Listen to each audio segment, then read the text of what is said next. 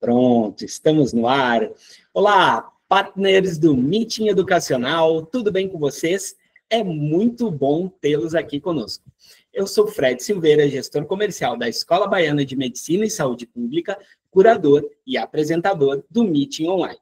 Está começando agora o 6º episódio da nossa 7ª temporada, que terá 10 capítulos, abordando os principais desafios dos líderes e gestores educacionais que buscam o aprimoramento da sua gestão, a potencialização dos resultados da sua IES e a consequente transformação da educação superior.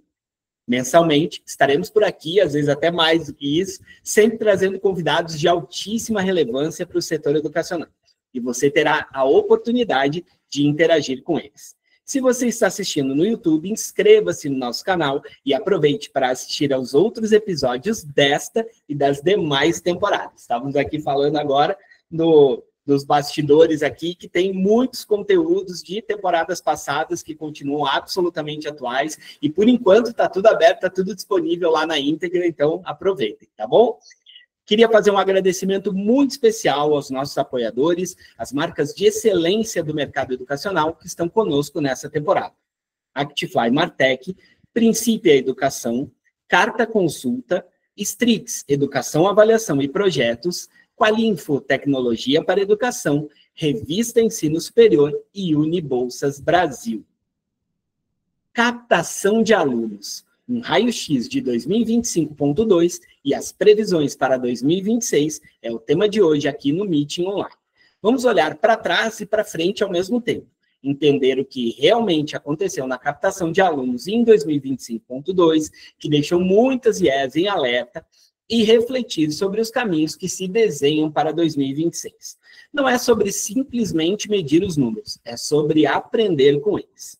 Para isso, para fazermos esse raio-x estratégico, temos 2 convidados de peso. Daniel Infante foi convocado novamente para voltar aqui, porque tem alguma coisa acontecendo aqui na captação que a gente precisa saber, precisa descobrir. A gente chamou o homem de volta aqui para fazer mais uma edição, né? Quem lembra, em maio a gente esteve falando sobre a captação de início de ano. Então, Daniel Infante, diretor da Educa Insights, nosso grande parceiro aqui, vai trazer a visão baseada em dados e tendências de mercado, sempre esperado por todo mundo, né, que entende, que estuda o mercado educacional.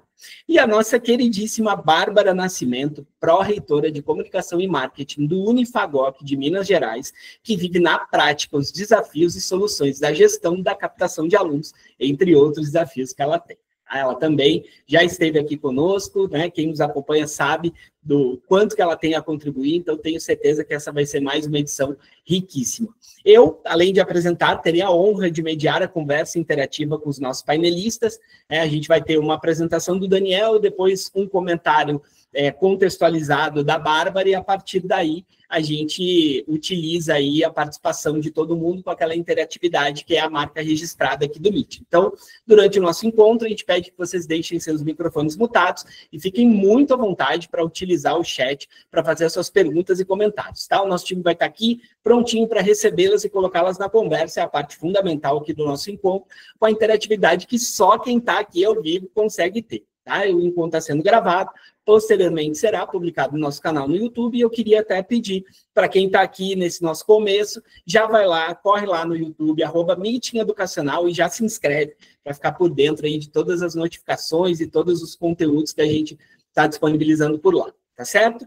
Bom, dito tudo isso, queria, antes de começar aqui as nossas apresentações, eu queria saudar a cada um dos nossos painelistas, né, e pedir para que, rapidamente, aí em um minutinho, eles trouxessem o seu destaque inicial sobre o tema, uma manchete, aquilo que vai ser trazido, e eu vou, como a gente já falou, né, que a gente sempre começa com os dados, com análise, e depois a contextualização prática, né, ou seja, a gente vai começar com o Daniel e depois com a Bárbara. Eu agora vou inverter, como bom cavalheiro que sou, né, e vou começar saudando a nossa querida Bárbara Nascimento. Bárbara, seja muito bem-vinda aqui ao Meeting, à sua casa, né, que a gente possa ter mais um encontro fantástico, inspirador, né, como você falou aí no seu vídeo de convite, e queria também, além da sua saudação inicial, que você trouxesse aí essa manchete aí, esse destaque inicial seu. Olá, Fred. Olá, partners aqui do Meeting. É um prazer, mais uma vez, estar de volta aqui. Eu já participo ativamente, praticamente de todos, assistindo, acompanhando, tanto ao vivo quanto também lá no YouTube, quando eu não posso por conta de agenda. E hoje tenho o prazer de estar aqui com vocês, compartilhando e falando de algo que atinge diretamente as nossas instituições. E eu acho que o principal desafio que todo mundo quer ouvir aqui do Daniel é como que foi esse cenário, porque realmente foi alarmante para as instituições de ensino, e eu acho que a partir dos dados que nós vamos conferir, que eu quero responder um pouquinho dos desafios que eu tenho e deixar que é o meu primeiro desafio para todo mundo compartilhado, será que nós temos buscado efetivamente, né, os alunos para o meio do ano? Será que nós estamos buscando ele nos locais corretos? Será que nós estamos buscando realmente ali, ou será que cabe uma inovação, cabe realmente uma mudança de mindset, visto que é fato, na nossa realidade aqui acontece isso, o perfil do aluno do meio do ano é totalmente diferente do começo do ano, e quem não acordou para isso está atrasado, precisa correr. Então, que a partir dos dados do Daniel, nós possamos repensar isso e buscar novas fontes de captação para os alunos para o ingresso do meio do ano. Então, a partir dos dados que ele vai trazer aqui, é isso que eu quero responder e a gente poder sair daqui com esse novo mindset. Maravilha. Como eu fiz a referência à participação anterior do Daniel, também queria fazer referência, eu vou colocar aqui no chat para posteriormente vocês assistirem. No ano passado, no final do ano passado, a Bárbara participou de uma edição aqui belíssima que a gente fez. Era uma edição prévia ao Meeting Experience, né, o evento que a gente fez em Curitiba no ano passado. Falava de experiências inovadoras, criativas e sustentáveis, né, para a permanência de alunos. E aí eu estava até falando aqui nos bastidores que a Bárbara, nesse episódio, ela tem uma frase que certamente vai virar corte aqui, que é assim, falando que a permanência dos alunos, ela começa com uma correta captação. E lá naquele episódio também se fez muitas referências a um pouco isso que a Bárbara está falando, dos locais, né, porque está tudo muito interligado, captação e permanência. Bom, mas isso é um tema para um outro momento e a gente incentiva aí que vocês possam assistir a esse episódio. Vamos lá. Daniel, tivemos que chamar de volta aqui para a gente poder entender o que é que está acontecendo, né, no cenário. Acho que, em linhas gerais, né, pelo que eu tenho conversado aqui, o Meeting me dá a oportunidade de conversar com muita gente. Acho que todo mundo viveu desafios, né, mesmo quem conseguiu atingir número viu aí algumas mudanças consideráveis, e aí a gente tem que chamar de volta aí para nos ajudar a explicar o que é que está acontecendo. Seja muito bem-vindo, e queria te pedir, antes da tua apresentação, uma manchete aí para quem está chegando sobre o nosso tema. Maravilha, Fred. Primeiro, obrigado de novo por estar aqui e agradeço a todos, especialmente a Bárbara, por dividir o tempo comigo. Com certeza serão aí, estimo, 90 minutos de troca bem produtiva. E a introdução da Bárbara facilitou muito, talvez um dos pontos centrais que eu vou trazer aqui, partindo-se do princípio que captação é um fenômeno permanente de melhoria contínua, todo ciclo a gente tem uma novidade. Se não tem, alguma coisa está errada. E nesse ciclo, o dilema de topo de funil, de inscrição, de base nova, para quem se apoia sempre nessa premissa para crescer, ele teve características bem diferentes do que a gente aqui está acostumado. E respeitando sempre, né, eu vou projetar daqui a pouquinho a apresentação, as limitações que naturalmente a minha amostra aqui tem, né? No fim do dia, o que eu faço é um compilado de dados de 19 instituições de ensino espalhadas pelo Brasil, que nos apontam claramente tendências, né? Eu estou falando de um universo no ano de quase 35 mil alunos para quase 250 mil leads/inscritos que, né, estão ali postos em números. Então, eu entendo que uma vez que há essa volumetria e pulverização nacional, algo a gente pode aprender, mas eu estou longe aqui de querer ditar a regra, por exemplo, de grandes grupos, ou eventualmente de uma particularidade local.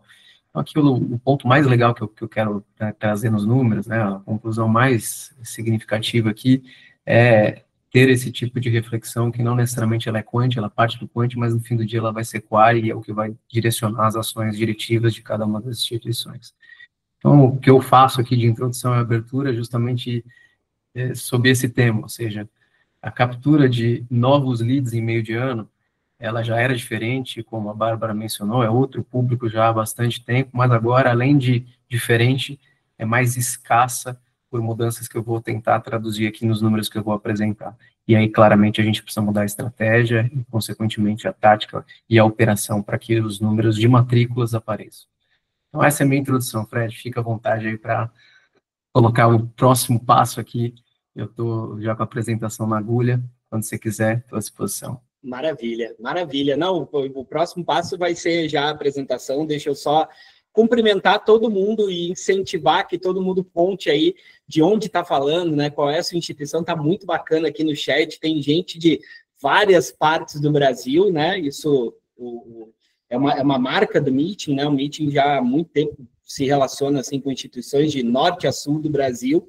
E eu queria também contar para vocês um pouco da dinâmica, né? Principalmente tem bastante gente nova chegando aí. Os nossos episódios, nossos encontros aqui costumam durar alguma coisa em torno de 90 minutos, tá? Eu sei que é um tempo, normalmente o pessoal fazia 1 hora, mas a gente entende que 1 hora não dá para trazer dados e ainda ter uma parte ali de perguntas e respostas, tá? Então, o evento ele está sendo gravado, né? Ele vai ser disponibilizado, só que o pulo do gato é quem, de fato, vai poder ficar aqui até o final para trazer, né, suas dúvidas, suas contribuições, seus comentários, né, interatividade, que é a marca registrada aqui do nosso evento, tá bom? Então, repito, fiquem à vontade, utilizem o chat para isso, né? A gente pede para que vocês utilizem o chat por uma questão da dinâmica ali, para poder ter bastante participações, né, maior número de participações possíveis, e o material que o Daniel vai apresentar, a gente vai enviar automaticamente para quem responder a nossa pesquisa, né, que a gente vai disponibilizar também aqui no chat,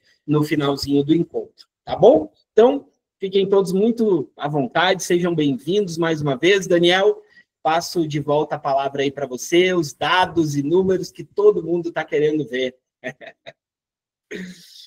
Beleza, Fred. Então vamos lá, pessoal. Eu vou projetar a tela aqui para que a gente já comece. E a introdução que eu fiz, acho que sim, é um dos pontos que eu vou abordar. Tem outros, obviamente, mas esse talvez seja aí um dos centrais que eu colocarei em telas daqui a pouquinho. Então, assim, antes de olhar para os números, fiz um disclaimer rápido aqui na minha introdução, mas novamente reforço. O que eu estou colocando aqui, números que aparecem, é o compilado das instituições de ensino que operam captação com o Educa. Tem pessoas, às vezes, até que nem sabem exatamente que a gente tem esse tipo de serviço, é sempre a referência que temos, né, a associação imediata que temos é com pesquisa, com estudos, com dados. Isso não é equivocado, inclusive a captação do jeito que nós fazemos nasce desse princípio. Então, aqui é muita métrica, muito número, muito embasamento quantitativo para tomada de decisão. Também foi o que eu tentei colocar na introdução, ou seja, embora eu vá falar aqui de uma maneira mais quantitativa, ou vá usar de insumos quantitativos, no fim isso tem que levar para uma ação que ela é qualitativa e que ela vai direcionar estratégia e execução em boa parte dos casos.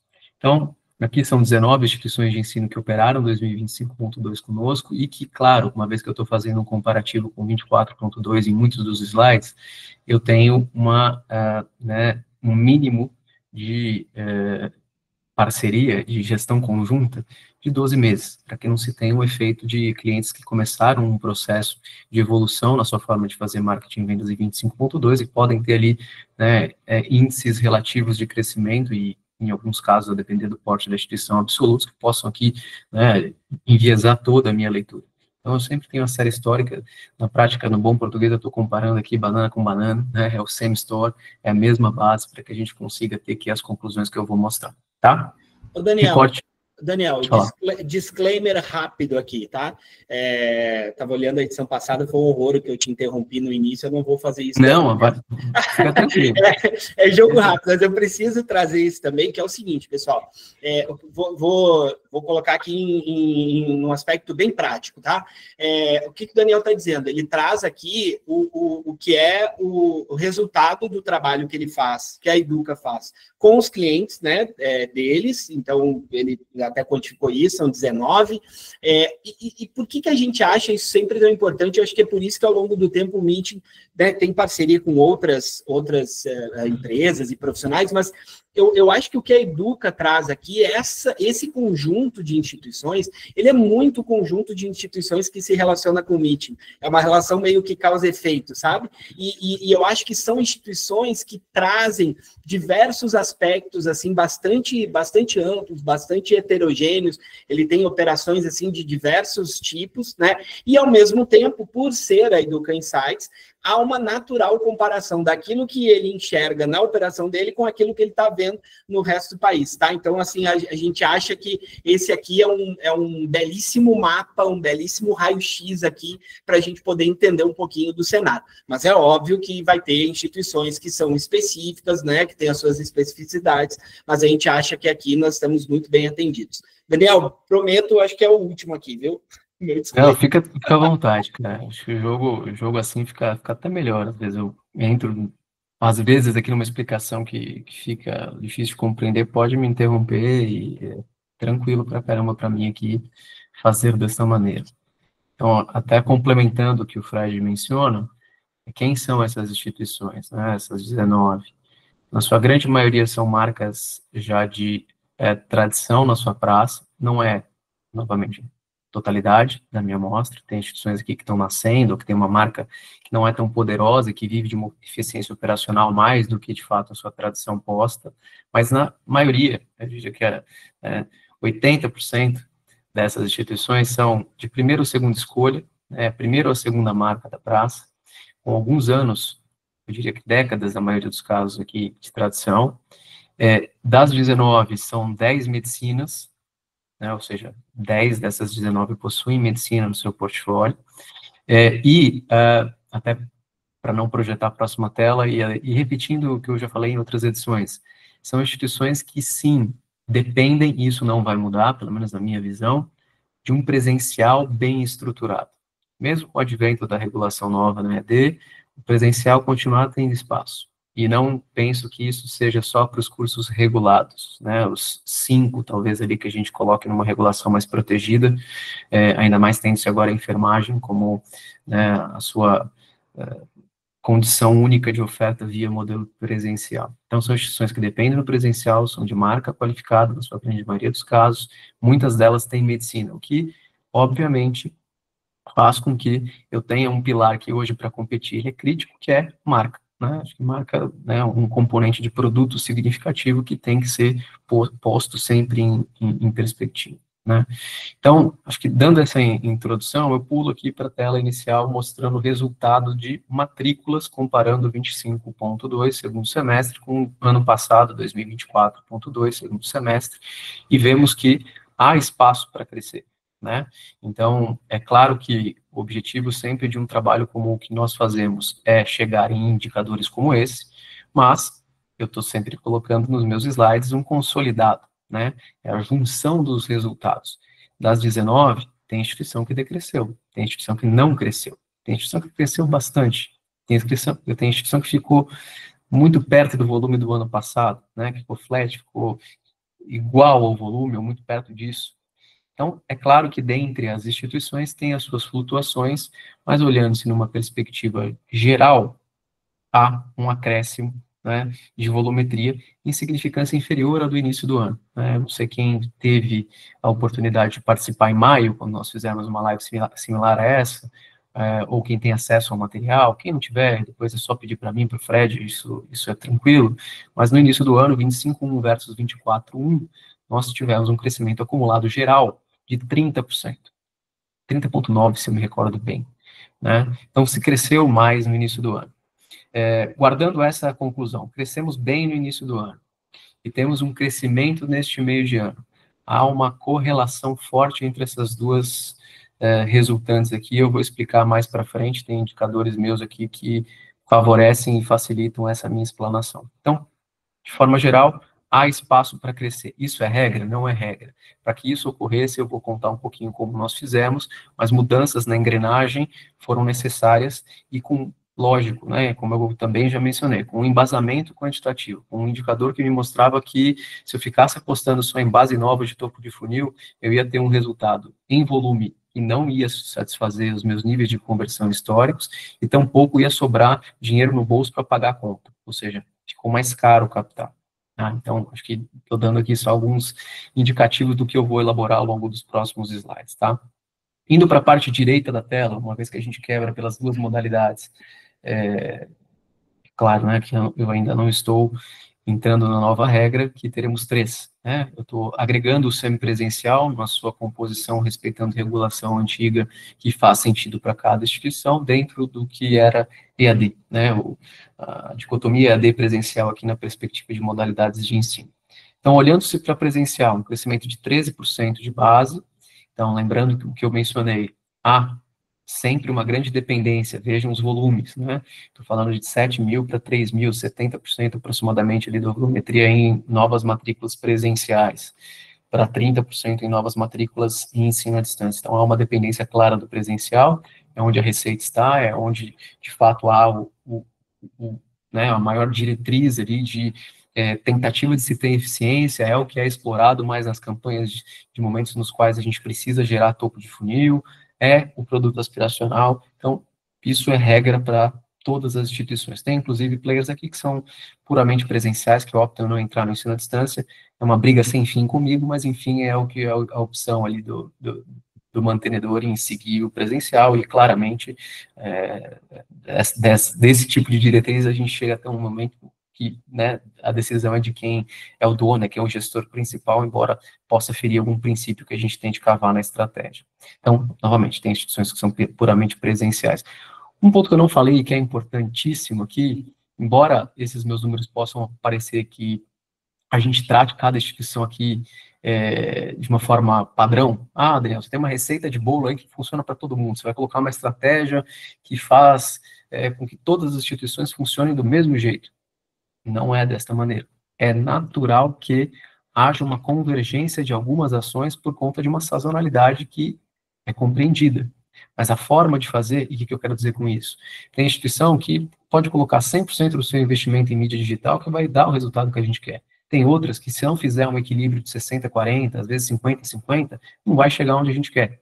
A ação pode ser parecida, ou às vezes até a mesma, mas a execução é outra. Então, não tem aqui, é pasteurizado, a Educa faz um negócio que é igual aqui, né? No extremo sul do Brasil é a mesma coisa que o extremo norte do Brasil, não é. A visão, de novo, de sazonalidade, de ações que podem ativar essa sazonalidade, seja por conta de mercado, seja por conta de marca, elas podem ter alguma similaridade em função do posicionamento. Sabendo que, né, acho que isso todo mundo aqui, de alguma forma, percebe, de maneira induzida ou de maneira já consciente. A indústria de educação superior particular no Brasil, ela é uma indústria de vendas. Ela é focada em uma conversão forçada em muitas vezes, que também vai ser explorado por mim esse tema. Ou seja, se a gente olha a campanha em qualquer das principais redes sociais aqui, o que a gente enxerga? É um vestibular ali falando de alguma condição comercial e puxando o aluno para uma inscrição e depois para uma conversão imediata em matrícula. Será que todo mundo que é exposto a esse tipo de comunicação está pronto para fazer, né, esse processo? Com certeza não. Né? Então, uma vez que a gente tem isso fluindo dentro aqui do modelo, não tem como se trabalhar de uma maneira pasteurizada, única, né? A gente tem, sim, os seus desmembrares respeitando a particularidade de cada uma das instituições. Tem, por exemplo, players aqui que são nichados, né, que operam em grandes centros e que tem lá seu ticket médio batendo R$3.500, o que é diferente de quem opera a um patamar de 700, às vezes até R$500 no presencial em cursos que não são os regulados.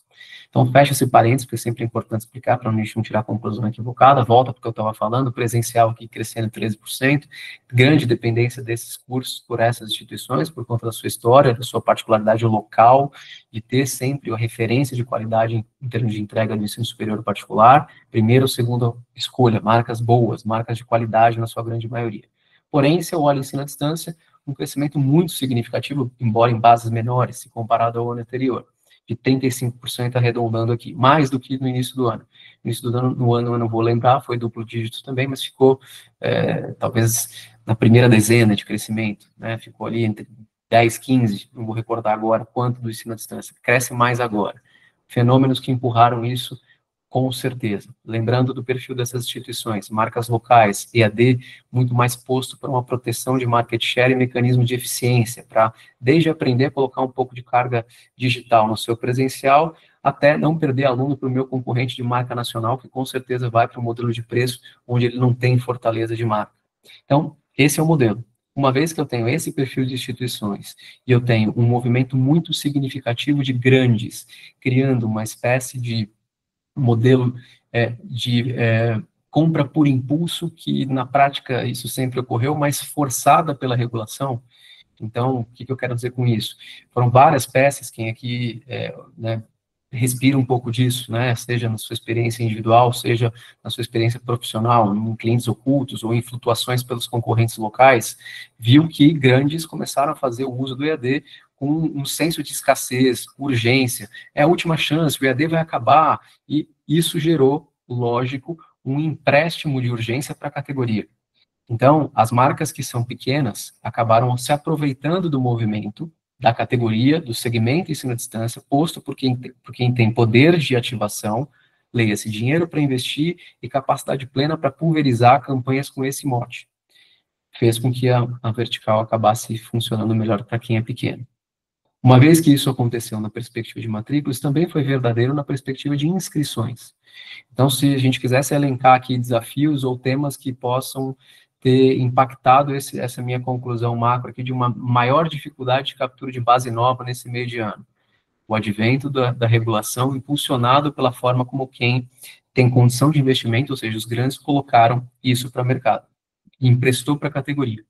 Então, quando eu faço uma campanha, isso é padrão, traduzindo um pouco do que eu estou querendo dizer aqui da dependência do presencial. Como que eu atraio o lead mais barato para quem tem marca boa? Eu tenho que encaixar o EAD dentro do presencial. Se eu faço isso isoladamente, eu tenho uma dificuldade de tração, eu tenho uma explosão de CAC muito provável por conta de eu tentar trabalhar um produto que não é conhecido, que não tem a condição de oferta, por exemplo, do que qualquer nacional, na sua perspectiva de exposição de marca e de condição de investimento em qualquer canal que a gente queira colocar digitalmente, e de um recurso ali que no fim do dia ele é muito menor, né, em termos de mensalidade. Então, aqui eu chego numa relação CAC e, obviamente, LTV que não se paga. Se a gente isola o EAD do presencial para quem tem esse perfil, fica difícil de começar a trabalhar. Então, eu preciso encaixar isso dentro do presencial. Naturalmente, em ciclos regulares, quando você tem essa exposição tão aguda do EAD, da forma como eu coloquei, de um senso de urgência provocado, de muita força, na escassez, de um quase medo gerado em quem poderia começar um curso de pedagogia, por exemplo, acaba fazendo com que eu tenha uma distribuição da intenção mensurada pela volumetria de leads ou de inscritos, que ela é muito distinta agora entre as duas modalidades. O normal em processos de captação, quando eu encaixo EAD em presencial, em campanhas, por exemplo, que são características que a gente sugere com penso, né, que são os concursos de bolsa, que você põe lá uma bolsa de até 100%, né, você oferece bolsas de até 100%, regula isso em edital, tudo certinho, e põe isso para o mercado. Isso atrai atenção, isso traz base, e normalmente a distribuição entre presencial e EAD, de novo, encaixando o EAD dentro do presencial, é de 70%, 30%. Né? Entre 70% presencial, 30% EAD. Nesse ciclo, isso ficou meio a meio, ou seja, 50-50. E além desses movimentos, as campanhas sozinhas de EAD geraram, né, base a um CPL mais barato, a um CPA mais barato. Então, teve esse comportamento macro, então, lembrando os temas que eu estou colocando aqui, ou, né, as hipóteses que podem ter levado a essa conclusão de maior dificuldade de funil. O efeito do EAD catapultado pela operação de grandes, que fez com que eu migrasse a decisão, um senso de urgência, às vezes até de um medo gerado por conta da extinção de alguns cursos, que agora passaram ou para o semipresencial ou para o presencial, tá? Então, esse é o overview, né, esse é o geral. Dá para crescer sim, não é regra, mas se fizermos bem, principalmente no início do ano, vou falar um pouquinho também sobre isso, dilema de base nova, é possível que se haja crescimento, presencial indo bem, EAD também e muito alavancado para quem tem uma operação minimamente estruturada por conta do movimento da categoria, dado o marco regulatório, né, que todo mundo aqui com certeza já ouviu muito sobre, estudou bastante. Legal, olhando para a curva, né, olhando só para esse ciclo, depois eu vou fazer o comparativo desta curva com 24.2 e essas sinalizações que eu mencionei de dificuldade de tração, elas vão ficar mais evidentes, mas aqui já tem alguns comportamentos que são atípicos, né, então, se eu observo até início de junho, tá, olhando para a curva aqui, vermelhinha que são os inscritos e azulzinha que são as matrículas, até o início de junho, um comportamento parecido, né? Se a gente olhar, logicamente, eu vou converter menos, eu tenho menos volume de matrículas do que eu tenho de inscritos, mas não tem aqui uma distinção tão clara, ou seja, até então, o modelinho de funcionar ali com o vestibular online, com o Enem, com um processo bem agudo, né, das formas de ingresso que não são de calouros, que são formas de ingressos documentais, como transferência, retorno, segunda graduação, fazendo um elo com o comentário da Bárbara, que são formas de ingresso importantes para esse meio de ano, principalmente para quem tem marca boa. O advento da transferência, ele sim ajuda em mercados que têm mais dificuldade de crescimento. Meio de ano não tem estoque, é difícil a gente capturar estoque, é muito mais um trabalho de quem a gente já pegou no início do ano ou de ativações de outros canais que não são os tradicionais. Então, nesse início, até junho, isso funcionou de uma forma parecida com o histórico. A partir de junho, teve um comportamento bem diferente da curva vermelha que aí está posta, e até com estímulos mais, entre aspas, agressivos de atração, ela não funcionou, não, né, reagiu não reagiu como a gente imaginava, como a gente planejou. Né? O que eu quero dizer com isso? Né? Não reagiu. Em junho, em muitos casos, a gente tentou, logicamente, dado que em julho se tem a grande maioria de matrículas acontecendo, e isso foi verdadeiro neste ciclo também, buscou-se ativar as marcas com alguma condição mais, novamente, agressiva. Ou seja, um concurso de bolsa, uma campanha ali que você promociona um pouco mais, e essas campanhas não geraram a volumetria que nos permitia trabalhar com taxas de conversão históricas, né? Então, houve, neste momento, um sinal de alerta muito grande de como a gente poderia resolver o comportamento de matrículas sem ter que buscar bases novas. Até junho, isso funcionou relativamente bem, uma vez que o volume não era tão significativo. Se eu tivesse um recorte aqui de final de maio, talvez as minhas taxas de crescimento, talvez não, com certeza as minhas taxas de crescimento elas seriam maiores. Instituições que fecharam o ciclo decresceram a partir de quando? De junho. Junho foi o grande momento no qual essa conclusão aí ela apareceu, e depois isso vai ficar mais evidente quando eu comparo o ano versus ano. Então, notem que há uma queda muito grande, não tem uma recuperação a partir, né, da primeira semana de junho, que há uma queda, mesmo de novo, com campanhas mais agressivas daqui. O pico se deu ali no final de maio, início de junho, depois isso decresceu, não foi nada muito grande aqui em termos de volumetria de matrículas, né, muito significativo, de inscrições. Então, isso não voltou. Mesmo tendo, né, aulas começando, mesmo tendo, né, o processo aqui natural que pode gerar um comportamento, né, de atração aí mais evidente, que é o que acontece aqui no final do mês de julho, mas não voltou. Então, ficou mais difícil capturar a base. Mas notem que a conversão, ou seja, as matrículas continuaram ocorrendo, com o pico esperado lá no final de julho, início de agosto. Como que isso aqui aconteceu? De outra maneira, de outras formas. O que já começa a mostrar que são outras formas? As taxas de conversão capturadas em julho e agosto. Lembrando que o recorte aqui não é agosto completo, eu parei isso aqui, provavelmente, a leitura, né, em 20 e pouquinhos, início ali dos 20 de agosto. Então, tem alguns, obviamente, né, matriculados que vieram depois, inscrições que vieram depois, tem instituição que estendeu até setembro, tem instituição que está captando até então. Então, lógico, tem um residual aqui, mas não muda muito a conclusão de uma diferença muito grande das taxas de conversão que aconteceram entre julho e agosto, acima do que a gente está acostumado a ver, para meio de ano, que é mais difícil mesmo, fica mais próximo dos 15 do que dos 20, a gente bateu 30 quase em julho, bateu 25 na leitura aqui de agosto, né? Então teve uma evolução, o ciclo foi ganho nisso, numa melhor taxa de conversão, e não no modelo de tentar trazer ele de novo no meio do ano, e já tem um comportamento histórico que a Bárbara mencionou, de ser um público diferente, e dos dilemas que eu estou começando a colocar. Um deles é de uma maior atração para o ensino à distância, né? E que tudo bem, isso está traduzido pela curva, mas lembra do princípio dessas instituições, da característica dessas instituições. Eu aumento um volume de um share pequeno, então não vai compensar o que eu traria no presencial. Então, embora eu tenha uma troca de modalidades, ele não vai compensar. Mesmo que seja 50-50 aqui, eu vou ter um 50-50 numa base que é menor. O presencial não reagiu. O aluno que busca o presencial do meio do ano, ele não está mais aqui disponível, não é como captação de início de ano, é diferente a maneira de ativar. Seja no canal que eu vou ter que trabalhar, seja no entendimento do comportamento de quem sobrou do ciclo de verão, né? Então, tentando fazer a associação com o que eu falei lá no início. Se eu fiz um primeiro bom ciclo, se eu fui bem no verão, e não é bem só na matrícula, se eu fiz um ciclo limpo, entre aspas, estou a um CAC controlado, a um resultado de matrículas efetiva, a um mix bem composto, ou seja, abrir muitas turmas no início do ano, eu tenho uma maior probabilidade, isso é bem intuitivo, historicamente, de ir bem no meio do ano. Na perspectiva principalmente de matrículas, né? A gente sempre falava sobre isso, ou seja, abrir turma no primeiro semestre, vou abrir a mesma, né? Vou manter a mesma turma no modelo eficiente de instalamento no segundo semestre. Agora, isso é verdadeiro também para quê? Para topo de funil. Então, vocês verão, a máxima de que a base legada não converte, base histórica não converte, isso acabou. Não é assim mais.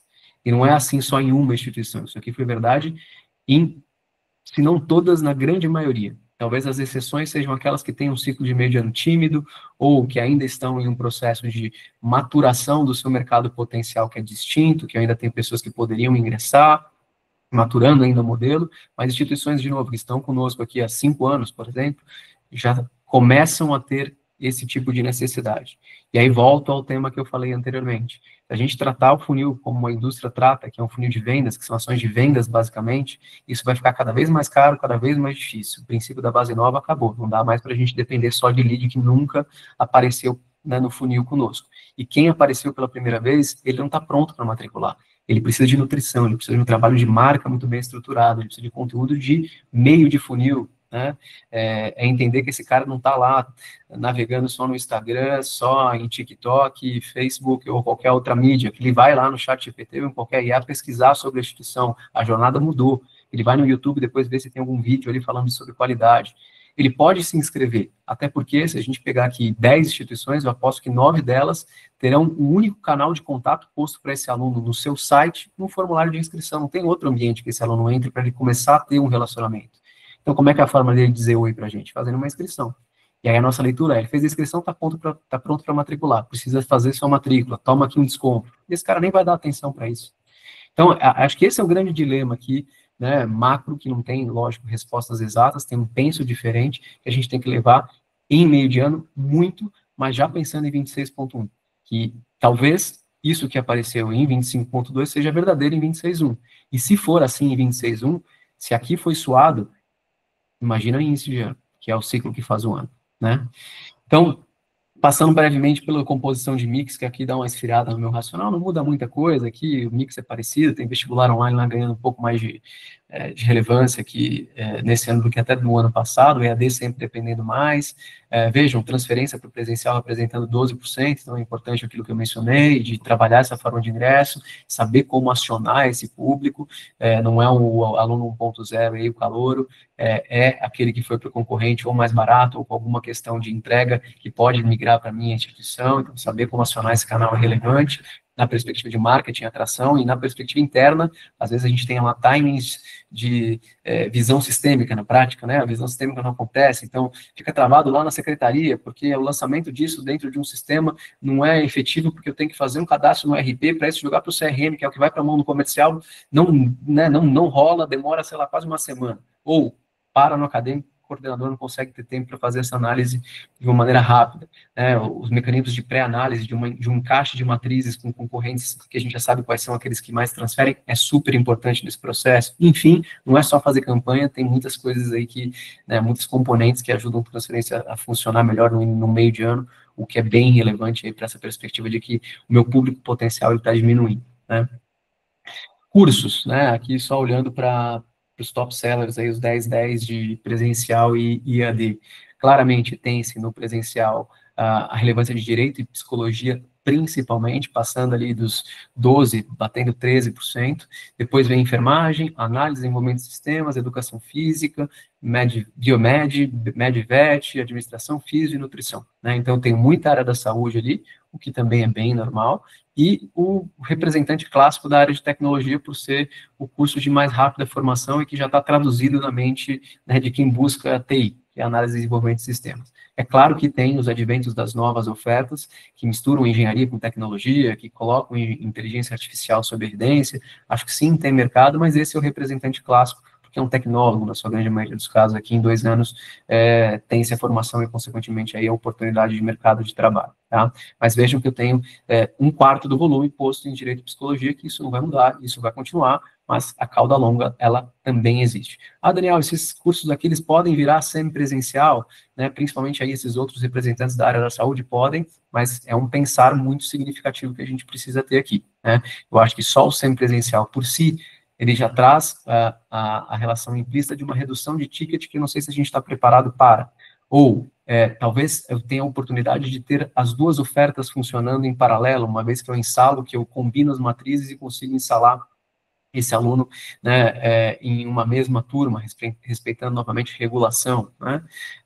Abre esse espaço para marca boa, né? A gente não vai falar sobre isso hoje, mas são movimentos de algumas instituições. Quando eu falo marca boa, são marcas que têm, né, sua reputação posta, que é a primeira, seja em volume, seja na sua reputação acadêmica, tradição, etc., que são de qualidade de fato, e podem ter um mecanismo de ativação de polo próprio, bem planejado, feito, para que o semipresencial ganhe corpo, não só na sede, mas em regiões próximas. Então, tem alguns mecanismos.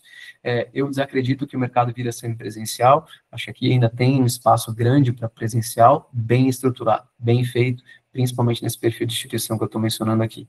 E no EAD, cauda longa novamente, com a administração em primeiro, a pedagogia, né? Por que não tem pedagogia em primeiro? Eu dei, talvez, ali o spoiler do porquê que eu penso que não é primeiro. Houve uma enxurrada, né, foi um tsunami de comunicações, promoções e, né, sinalizações de quem tem marca no combo. Altíssima exposição, imprimo muito e ponho, na minha impressão, um valor que é abaixo do que está sendo, né, posto há algum tempo, ou seja, ponho mais desconto, ponho o preço mais baixo. Logo, eu puxo toda a demanda. Então, esses cursos, como principalmente pedagogia, provavelmente, se a gente pega aqui um retrato de grandes grupos, ele deve ter uma representatividade maior. O efeito de enfermagem, talvez, também tenha essa relação. Aqui, só, né, dando algumas derivadas de estratégia. É claro que, sabendo-se em mercados nos quais havia ou há operação de grande grupo, EAD, em enfermagem, a ativação dessas marcas que trabalham comigo em enfermagem presencial, ela foi diferente. Houve campanhas dizendo que, reforçando o modelo e buscando colocar diferenciais para que a enfermagem performasse em comparação ao modelo de escassez, senso de urgência, extinção e preço baixo, que eram os modelos, pelo menos vigentes, nos principais momentos aí de captação, tá? Então, esses daí são os top 10 de cada uma das duas modalidades. Vamos para coisas novas. Isso aqui, na prática, em outras apresentações, a gente não mostra. Mas volto ao meu assunto central, que era daquelas curvas vermelha e azul, que aqui fica mais evidente o tema topo de funil base 9, né? E o que eu coloco em segundo aqui, né? Segundo takeaway do slide ali, claramente a jornada não é mais a mesma. Que é o lance lá da jornada não ser mais linear, que, né, Google fala, Meta fala, sei lá quem mais fala, mas, né, repetindo aqui, é isso, né? Então vejam que se eu comparo o meu funil de captação de 24.2, quando tínhamos mais de 67 mil inscritos para 25.2, eu tenho uma retração de 18% arredondando aqui. Então eu perco quase 20%, eu tenho menos 2 de 10, né? Eu antes pegava, né, 10 pessoas disponíveis, hoje eu pego 8, mais ou menos assim, né? Então, por que deu certo o crescimento? Primeiro, porque a gente trabalhou taxas de conversão e não é a única que a gente gosta muito de ler. Qual é a sua taxa de conversão de inscrito para matriculado? Ah, a minha é 15, a minha é 20. Ah, eu sou melhor que você, hein? Não é assim que tem que ser analisado. Depende de muitas coisas. Não é a taxa de conversão que manda no jogo, ela é consequência de algumas, né, mudanças de estratégia e até de operação ao longo do processo. Então vejam que a primeira grande mudança não é tentar dar desconto, longe disso. E nem foi isso que gerou o resultado aqui. É a gente trabalhar o quanto que, de uma base 20% inferior, eu gero de aprovado, de pessoa que pode pagar, né, de pessoa que pode, na prática, receber uma oferta aqui e fazer sua matrícula. Cresceu 10% de um ano versus o outro, mesmo com menos gente, menos topo de funil, menos inscrições. Como que isso ocorre? Eu diria que não é só assim, mas o principal gatilho de eficiência aqui, revisitar processos, regras de negócio, que inibam o aluno descer em um funil de vendas de uma forma mais rápida e líquida. Característica de perfil. E aí, talvez uma pequena parcela do público disponível não tem essa característica que eu vou falar, mas o imediatismo, ele é latente. O aluno não tem paciência, né? O candidato não tem mais paciência de pegar lá, desde um formulário de inscrição que tem uma série de campos, até ficar esperando muito tempo para ter uma resposta de até quando, de quanto ele vai pagar, né? Tem um aging muito curto, a atenção dada da inscrição até a matrícula, ela é cada vez mais seleta e cada vez menor, né? Então, a gente precisa fazer com que esse processo seja rápido. Então, por exemplo, formas de ingresso documentais, né? Elas precisam aprovar quase que automaticamente. Então, é desde o processo de integração do CRM, como o nosso aqui funciona, um sistema de aprovação lá do INEP, que garante que o aluno bata lá e volte já com a sua aprovação acontecendo. Ou uma flexibilização até maior. Eu não vou checar documento agora, eu vou fazer para esse aluno oferta de matrícula, ele pagou a matrícula, ele vem aqui depois para assinar contrato, entregar documento, e aí sim ele efetiva a matrícula acadêmica e valida o seu desconto em curso, e eu não travo ele durante o processo no qual ele está ali ativo, querendo, né, fazer a sua matrícula, né, evoluir aí para a conversão final. Então, esse é o primeiro ponto, é revisitar como é que os processos estão desenhados. Tem, obviamente, as regras de negócio que estarão traduzidas num amarrar de RP com CRM, sem dúvida, sem dúvida. E tem espaço aqui? Sem dúvida. Tem construção de forma de ingresso que não existia? Tem. Tem instituição que, né, não trabalhava, por exemplo, no Sul, isso já é característico, o uso do histórico escolar. Tem instituição que optou por isso. Por quê? Porque estava difícil captar topo. Precisava abrir outra forma de trazer aqui aluno, né? Então, criou essa forma de ingresso. Respeitando, logicamente, as conexões que isso tem com, talvez, ali, qualidade, talvez com algumas outras premissas que são respeitadas, mas são alternativas, são opções. Em mercados onde isso já acontece, é mais facilmente aceito, né? Então, à medida que isso foi trabalhado, meio de funil aumentou em 10%. E, por fim, o matriculado, que aumentou em 19% as taxas de conversão aqui, né? De um ano versus o outro ali, se a gente compara as conversões aí que nós tivemos, são 19%, na verdade, que volumetria, né? A gente está falando de 19% de crescimento em volumetria de fundo de funil, mas é só fazer a conta ali para ver que a conversão também aumentou. Então, aqui, além, logicamente, de ter um trabalho mais granular em como fazer esse aluno descer para a matrícula, saber que base que a gente vai trabalhar. Eu vou mostrar um pouquinho aqui nos próximos slides rapidamente, mas não é só o lead novo, não é só o cara que falar que fez sua inscrição, é tentar ver quem tem aqui um relacionamento conosco mais longevo e eu consigo fazer com que esse aluno esteja, né, preparado com alguns gatilhos para receber uma oferta. Então, bases de 24, bases de 23.2 foram bem importantes para a gente conseguir compor esse resultado final. Tá? Notem que, à medida que eu pego o tamanho aqui de instituições que trabalham conosco, não tem uma conclusão diferente entre elas, todas elas decrescem em topo de funil, das menores às maiores.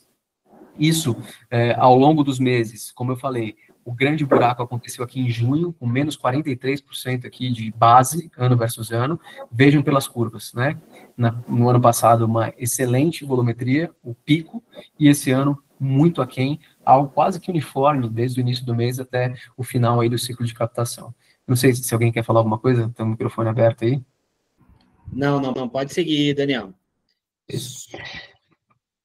Beleza, vamos lá. Deixa eu só aproveitar e te fazer uma pergunta, que eu não sei se tu for abordar depois, beleza. Tá bom. Tem uma pergunta aqui do Tiago São Bernardo, perguntando sobre, formas de pagamento, né? Se nessa análise está considerando FIES ou somente self-paid. É só payer aqui. Não tem FIES, não tem ProUni, não tem... Pronto. SEBAS, qualquer filantropia não está posta aqui. Então, é só, de fato, o aluno pagante, tá? Que, claro, né, acho que meio de ano, pelo menos em alguns casos aqui, o FIES ajudou bem, para a Uni nem tanto, mas o FIES ajudou bem instituições de Norte e Nordeste e dentre as nossas aqui, principalmente, tá? Então, maravilha. O topo de funil, desafio, retração de quase 20% ano versus ano, mas eu cresço no meio, ou seja, para quem eu posso oferecer, tenho mais possibilidades, porque eu mudei minha operação, e eu ativo outras bases, ou seja, eu trago outras pessoas. Esses 55, inclusive, aqui, são pessoas que se reinscreveram, por exemplo, né, que entraram novamente no meu funil e, consequentemente, depois tomaram a sua decisão de matrícula. E o resultado de matrículas, o crescimento, ele vem pelo quê? Pela evolução, pelo crescimento de taxas de conversão, aí sim, naquelas que todo mundo gosta de olhar, de inscrito para matriculado, né?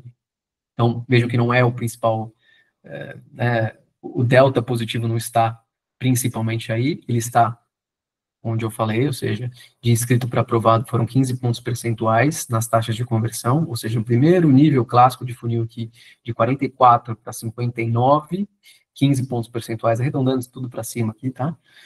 De aprovado para matriculado de 24,4, de 29, né? Para 32, então foram mais 2, e do inscrito para matriculado, 6 pontos percentuais. Então, de 13, que era o que eu tinha mencionado, mais perto de 15 para mais perto de 20. A gente bateu 19, em alguns casos passou de 20. Então, foi aí que o ciclo foi conquistado, né? E notem que essa é uma realidade que acontece desde o início. Então, lá em março, conversão mais alta. Mas lembra, a base estava mais controlada, estava até captando mais para quem começou ali no finalzinho de março, meados de março, depois que as aulas começaram. Volume pequeno, né? Em abril, que já é o momento no qual as instituições abrem seu ciclo de uma maneira mais tímida, base menor, volume do todo inferior, logicamente, a meses como junho esperado, e julho e agosto, mas com volume de inscrições superior ao ano anterior, e uma conversão mais alta. Então, eu vou criando um colchão. Maio, mesma coisa, mas já com alguma sinalização de paridade com 24. Junho emburacou o topo de funil. Então, a gente sai de conversões de 9 e vai para conversões de 17. Em julho, cresceu um pouco, mas não foi onde a gente ganhou, de fato, o jogo da matrícula. Aqui era menos base para matrícula muito forçada, com muito penso, com muita granularização.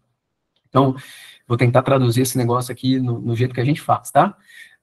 Dentro da nossa maneira de traduzir em tecnologia a inteligência, há 3 entidades nossas aqui. Uma que a gente chama de contato, que é a pessoa, que é o CPF. Outra que a gente chama de lead, que é o cara que deixou o seu nome, e-mail, telefone em alguma ação que nós fizemos, de ação off, trade, visitação de escola, cursinho, empresa, e o inscrito. Essas 3 entidades, elas se conversam, mas eu tenho, obviamente, duplicidades que podem acontecer. Eu posso adicionar um cara num evento de escola e esse mesmo cara participar de um patrocínio que eu fiz num evento esportivo. Ele vai ter um lead nos 2 eventos, mas ele é um contato só, ele tem um CPF só. E ele pode ou não evoluir para uma inscrição. E essa inscrição pode ser de um mesmo processo seletivo, pode ser de outros. À medida que eu tenho essa condição, naquilo que eu estou dizendo que mudou o jogo, ou seja, em como eu trato o meu meio de funil, que não só pela regra de negócio, mas pela ativação, saber se esse aluno consumiu, né, um e-book que estava lá disposto em site, se eu fiz lá uma comunicação que jogava ele para o YouTube, ele ficou lá por alguns segundos e assistiu o vídeo. Esse tipo de escoramento preparou a base para que a gente conseguisse acionar pelo canal que custa caro. Eu não sei se todo mundo põe isso na conta de uma maneira efetiva, para mim está dentro do mesmo pacotinho de investimento de marketing, que são os HSMs, os disparos pela API oficial de WhatsApp, que é o que realmente faz ali o aluno reagir, né, num modelo muito mais de ativação, de reativação e uma receptividade de respostas, do que no meu comercial ficar lá ativando base, queimando, né, qualquer contato dessa forma que funciona, mas não é o principal, né? Então, é por aí que a gente conseguiu atingir essas taxas de conversão mais altas e, por consequência, houve um crescimento acontecendo no volume de matrículas do ciclo consolidado. Vejam aqui, né, essa distribuição de uma maneira mais clara, ou seja, eu tive no todo em 25,2, e aqui isso vai mês a mês, vejam o quanto isso foi importante para julho, o quanto isso foi importante para agosto também, de bases que a gente chama aqui de bases legadas, ou seja, era contato, lembra que eu falei? CPF que estava conosco desde 1 ano e meio, 2, e que tomou sua decisão agora, por conta desse mecanismo de uma inteligência de meio de funil, para ver, poxa, esse cara veio quando? Ele veio no ciclo de início de ano e se inscreveu no momento no qual a gente estava fazendo uma campanha mais agressiva. Puxa, então provavelmente esse cara aqui já viu o preço. Não adianta eu vir com ele aqui com um discurso mais de qualidade, eu tenho que vir bem agudo aqui numa condição que eu tenho, senão ele não vai virar. Ou aquele que entrou, né, em outubro de ciclo de verão, que é um lead que estava ali no seu 2º ano de ensino médio, era treineiro, aí passaram aí 18 meses, ele está pronto para matricular, mas eu não preciso ser tão agressivo aqui em preço. Então, esse negócio que eu estou falando aqui pode ser complexo e pode ser confuso, de ter uma inteligência de meio de funil de base para acionamento num canal que é caro, que é o WhatsApp, ele manda tanto no resultado fim de volume, no aumento de taxa de conversão, como também em saber trabalhar o preço para quem precisa, que é aquele negócio que a gente vive falando, poxa, não é todo aluno que precisa de desconto, não é para dar um míssil aqui, né, colocar lá num outdoorzão falando que a gente tem, sei lá, condição X, estou exemplificando para o que é mais fácil de entender. É nesse processo que a gente começa a ganhar alguns centavos, entre aspas, na conversão e, consequentemente, na integralização. E, tentando também fazer uma associação a falas iniciais aqui, né, do dia, é por aí que a gente começa a entender os riscos de evasão de largada que se terá, né? Por quê? Porque, é claro, se a gente é muito agressivo, se traz uma base, né, que já vem poluída, né, entre aspas, aqui com desconto, ou se eu opero aqui num modelo de matrícula barata, ou se aqui a prática é dar isenção de matrícula, e esse cara entrar pagando 3 parcelas baixas, é claro que eu vou ter uma evasão de largada, uma evasão de primeiros meses mais alta. Às vezes o cara nem dá oi, né? Ele paga lá os 90, 50, 40 reais e nem aparece. Então, essas questões, obviamente, elas têm que ser postas na perspectiva de, né, financeira, de quanto você não está pagando, e de como a gente traqueia o comportamento, de como a gente faz a ativação, de como a gente faz o onboarding, o boas-vindas, o pós-venda. Esse hiato entre captação, matriculei, paguei, e acessei a AVA, acessei os ambientes internos, tenho meu e-mail, meu RA e tudo mais. Aqui se perde muito.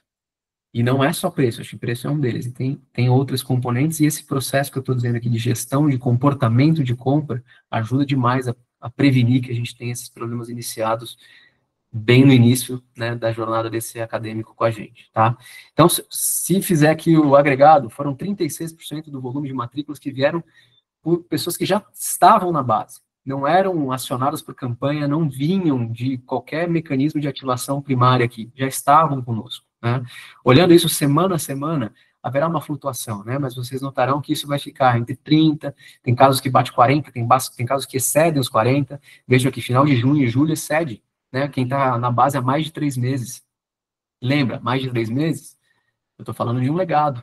É cara que está, sei lá, há 1 ano, talvez mais. Então, esse princípio de saber tratar quem está dentro de casa, né, quem já de alguma forma, se relacionou, deu um oi para a gente, é fundamental para a gente conseguir tracionar, sabendo que tem menos gente disponível, né? Então, vou tentar elencar o que eu falei que elencaria aqui. Então, por que eu acho que cair o topo de funil é mais difícil de captar no meio de ano? Primeiro, ponto da Bárbara, fundamental. Perfil diferente. Não tem estoque gerado. Tem estoque interno criado pela captação de início de ano, talvez. Que quem não converteu lá pode converter aqui. É mais o perfil adulto trabalhador, é outro público. Outros canais precisam ser acionados na perspectiva tradicional, né? Aqui é menos feeder school, é mais feeder company, é trabalhar transferência, é ter até uma linha criativa distinta, é trabalhar as formas de ingresso para calouros que são mais imediatistas, no princípio que eu falei ali de vestibular online, de uma aprovação mais imediata, mais rápida, né?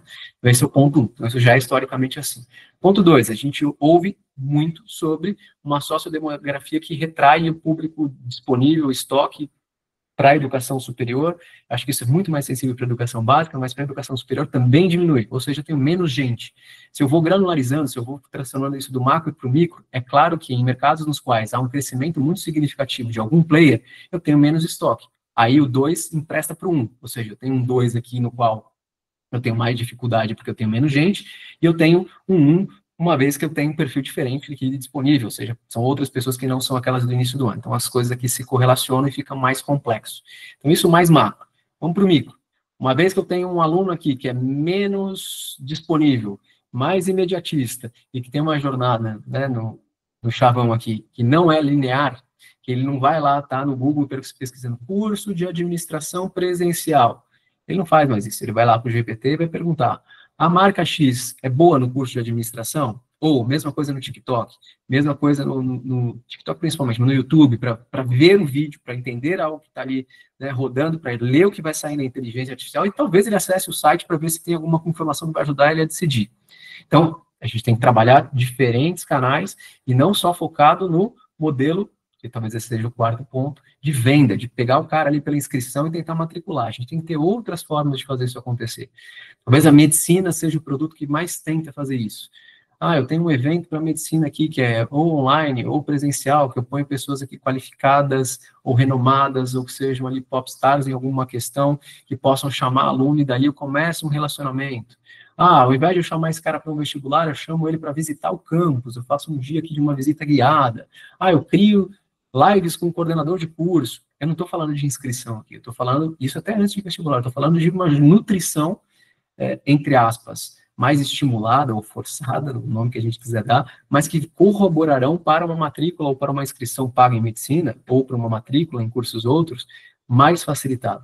Porque se a gente não fizer isso, se a gente não conseguir ter isso acontecendo, o aluno vai fazer. e às vezes ele decida sem dar nenhum comportamento para a gente. Logo, como a gente mensura resultado disso por inscrição, eu vou ter dificuldade de captar. Eu vou ter muita complexidade em captar. Tá? Então, o dilema está muito nisso, né? Muito nisso. E, claramente, uma vez que eu tenho esse dilema de topo de funil, nessas questões que eu tentei colocar aqui, talvez de uma forma desestruturada, depois a gente pode organizar melhor, mas a consequência imediata é, tenho menos gente, fica mais caro, né? Pago mais por aquele que se inscreve. Então, novamente, a gente precisa reorganizar aqui a forma de fazer isso acontecer, porque senão, no princípio, nesse caso, ele foi mais caro, mas se manteve controlado no custo de aquisição. Então, eu estou falando que CPI é o quê? Custo por inscrição completa, né? O aluno que preencheu até o final ali sua inscrição, escolheu forma de ingresso, deu dados pessoais, etc., está pronto para passar por um mecanismo avaliativo nosso, seja uma prova, seja o Enem, seja qualquer que seja aí, qualquer que for o mecanismo. Esse é o inscrito. Crescimento de 68%, 67,8% do custo de inscrição. Passou para 50,5, né? R$50,50. Vejam que em todos os meses, isso foi bem mais caro. Então, embora onde explodiu foi aqui, né? Junho, julho e agosto, e por que aqui ficou mais caro? Porque lembra que eu falei, poxa, junho emburacou aqui topo de funil. Logo, a gente vai precisar gastar um pouco mais aqui para ver se algo vem. São 36%. Vou arredondar, tá? 4 de 10 vieram de ciclo passado, 6 de 10 vieram de bases novas. Então, é claro que tem base nova aqui, mas custou mais caro. E só ficou num CAC mais controlado, embora mais caro, não foram 70% aqui, foi mais para 20%. Por quê? Porque eu aumentei conversão, que eu consegui trabalhar a conversão. Porque senão, a situação natural seria que a gente tivesse uma explosão no custo por matrícula, no custo de aquisição. E aqui a gente está só colocando, a gente gerenciou quase 3 milhões aqui em digital, tá? Então, é só isso que está aqui. Não tem off, né? Então, não tem mais nada além do que foi posto em mídias digitais aqui, em campanhas de performance, na sua grande maioria. Tem alguma outra ali, campanha de alcance, campanha de tráfego, mas a maioria delas é campanha de conversão aqui, né, na gestão aí de 2025.2, como assim foi em 24.2, para a gente ter esse comparativo acontecendo. Legal? Então, enfim, talvez eu tenha passado, nem vi que horas são, nem vi se eu passei do tempo, mas era isso que eu queria trazer para vocês. Se em algum momento aqui eu fui muito rápido, se eu acabei conectando coisas que não ficaram tão claras, por favor, façam as perguntas, mas encerro por aqui, passo a palavra para o Fred ou para a Bárbara para complementarem, mas queria deixar esse tema central aqui que eu mencionei como talvez aquele que a gente tenha a oportunidade de explorar um pouquinho mais no final aqui da live, que é a necessidade de um ajuste de estratégia, sabendo que eu tenho, principalmente para meio de ano, uma escassez do público disponível, que não era o que a gente via, pelo menos nesse perfil de instituição, há um ano, né? Então, o que a gente pode fazer de diferente para resolver esse dilema, que se repete em 26.1 é outra história, né? Meio de ano, a gente está falando aí de 30%, 35%. Início de ano é 70% do volume da entrada. Então, a gente precisa se preparar melhor. Fred, Bárbara, super à disposição, passo para vocês a palavra.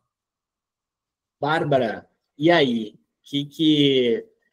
O que aconteceu aí no Unifagoc, né, do que o Daniel apresentou, seja similaridade, seja outras coisas, né, que obviamente são resultado direto, né, daquele trabalho que vocês fazem por aí. Então, agora eu queria, né, a tua contextualização, né, dentro daquilo que vocês viveram aí nesse cenário de meio de ano e já olhando um pouco, como o Daniel falou agora, já olhando um pouco, né, tem várias lições, assim, já para a gente olhar para 2026. Fica à vontade, Bárbara.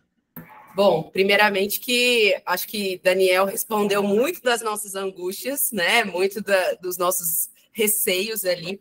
Falando um pouquinho da realidade do que nós vivemos aqui, o que nós tivemos num primeiro semestre, um crescimento de 25%, da nossa captação, então nós criamos uma grande expectativa para a nossa captação do meio do ano, né? Nós esperávamos ali um crescimento.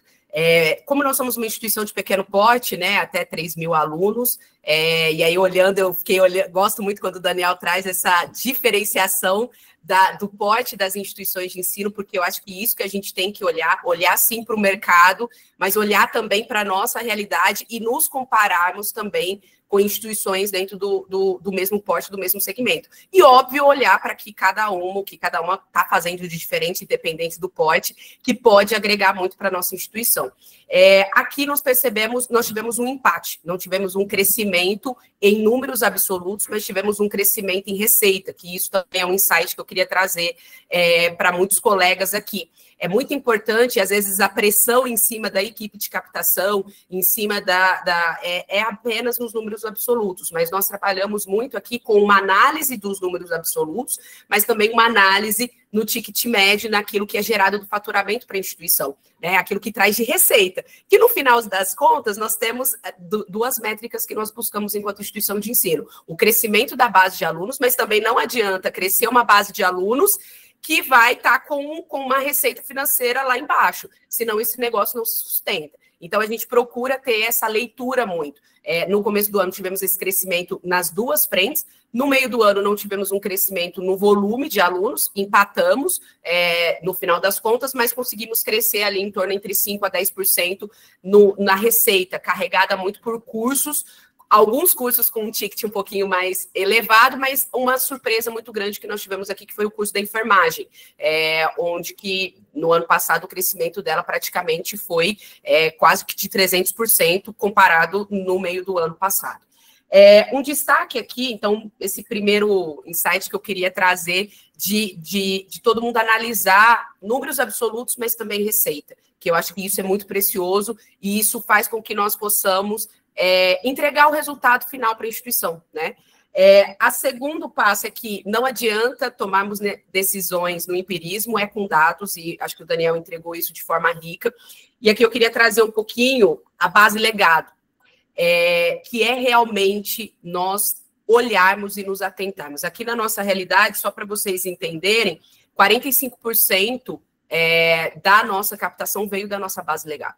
Então, 45% aqui, e a nossa captação do meio do ano, a gente já tem um histórico, nós trabalhamos muito com um projeto que nós chamamos de retomada, que é o aluno que evadiu retornando para o negócio, e isso é um trabalho que a gente faz muito pesado, e ele corresponde a 45% da nossa captação. É óbvio que agora, por isso que eu comentei no início da minha fala, nós temos que buscar novas frentes, porque durante alguns anos nós ficamos um tanto quanto viciados na questão da base da retomada. Só que como a gente tem feito um trabalho muito bom na permanência, então, consequentemente, eu perco menos aluno, consequentemente, eu tenho uma base menor para retomar, e isso impacta na minha captação do meio do ano. Por isso que hoje a gente tem a grande estratégia definida para o ciclo do meio do ano de 2026-1, porque nós não olhamos muito para 2020, o segundo semestre, como um definidor do primeiro semestre. Nós entendemos que são públicos diferentes, captações diferentes, perfis diferentes de alunos. Então, nós sempre comparamos o segundo semestre com o segundo semestre. Então, acho que o grande insight nosso, e que eu acho que o Daniel confirma isso, é a questão da base legado, de nós não negligenciarmos as pessoas que já estão há pelo menos 1 ano ou 2 anos. E nós vivenciamos isso. 45% da nossa captação é de alunos que estão há mais tempo dentro da nossa base, muito vindo desse volume. Efetivamente, nós tivemos aí 38% que vieram desse trabalho de Enem, transferência, portador de diploma. Então, realmente, nós percebemos que o aluno novo, captar o aluno novo ficou mais caro, o lead novo ficou absurdamente mais caro no meio do ano, a taxa de conversão dele muito pior do que um aluno que já está sendo trabalhado ao longo de um ano. E uma coisa que aconteceu e que eu acho que coincide muito com o que o Daniel trouxe, que foi justamente algo que na nossa realidade era um pouco diferente. Nós captávamos muito bem em junho, julho, a reta final era mais difícil. Esse ano foi um cenário atípico, onde a maior volumetria veio na reta final, e eu acho que isso coincide muito do que o Daniel trouxe, né? Ali, julho, agosto, teve um volume praticamente total da nossa captação. Então, assim, eu acho que olharmos para a base legado, olharmos para o meio do ano, de que os novos leads, tanto que a gente captou muito lead, aí aqui eu quero deixar já, olhar para a base legado, que muito do que foi captado para o meio do ano já é o meu 2026-1. Eu acho que o lead novo, ele não converteu agora, mas ele converte para 2026-1. Então, o volume ali é significativo, mas eu já arranco um pouquinho mais, de forma mais avançada. E um outro insight que vem aí da questão do Daniel, e que eu acho que vem da aplicação, nós precisamos trabalhar uma captação personalizada. Não dá para a gente tratar todos os candidatos da mesma forma, não dá para a gente tratar, e isso vem muito acerca da geração. Então, não tem como mais a gente achar que uma mesma campanha de marketing, um mesmo outdoor, vai atingir todo mundo. Não. Nós precisamos nos esforçar mais e nós precisamos olhar candidato a candidato. E, para mim, o grande insight da minha captação do meio do ano é isso. O começo do ano é um pouco mais fácil você trabalhar na pulverização, porque o perfil ele é o mesmo para todo mundo, é o aluno do terceiro ano, é o que está saindo, então é muito mais fácil a linguagem. Mas o meio do ano, ele exige uma captação personalizada. E a minha última colocação aqui, diante de tantos dados, né, fui fazendo várias anotações aqui, é justamente a questão do desconto, que eu queria trazer esse insight. A nossa captação no começo do ano de 2025, 2025.1, nós crescemos 25% e eu não fiz uma divulgação de desconto. Nós tínhamos o desconto na matrícula, mas nós optamos isso. Porque um belo dia eu estava no Instagram, e aí eu convido todo mundo a fazer esse exercício, né? Acho que todo mundo monitora todo mundo, né? Óbvio, né? Quem é profissional da comunicação e imagem está todo monitorando. E aí você começa a seguir, você começa a dar um like num anúncio de educação, de ensino superior, aparecem 50 e todos iguais. Todos 100% de desconto, 50% de desconto, até porque o volume. O dia que eu vi isso, e foi no ano passado, no meio do ano passado, eu falei, não, nós temos que ser diferentes. Nós não é possível que nós vamos vender, que nós vamos captar a base de desconto. Eu me recuso a isso. E eu fiz uma aposta com risco, óbvio, né? E nós entregamos 25%. Decidimos adotar essa mesma postura no meio do ano. Eu confesso que em alguns momentos eu tive que abrir mão um pouquinho desse discurso.